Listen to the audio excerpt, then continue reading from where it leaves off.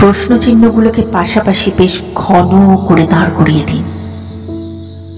এবার একটু দূর থেকে দেখুন, মনে হবে একসার মাথা নিচু ক্লান্ত মানুষের দল। উত্তরের কোনো চিহ্ন হয় কি? হয় না। আসলে সব উত্তরের শেষে প্রশ্ন থাকে, থাকতেই হবে।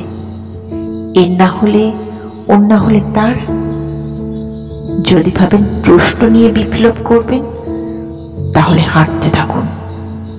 কত পথ, কোথাও সীমানা। আমরা সত্যি কিছু জানি না।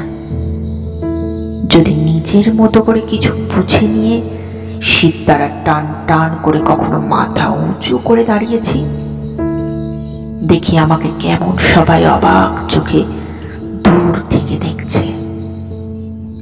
প্রশ্নটা সোজা হয়ে দাঁড়ালে বিস্ময় চিহ্নের মতো লাগে বটে।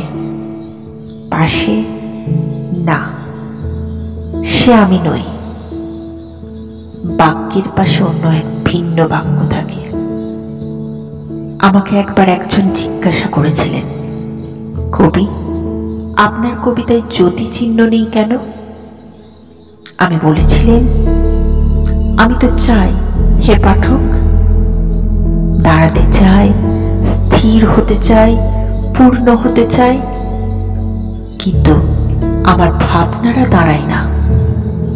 আলোহারা গহীন সে আধার থেকে কথা জুড়ে জুড়ে সেথা অবিরাম এক শব্দ মিছিল চলতেই থাকে, কখনো প্রশ্নে, কখনো বিস্ময়ে।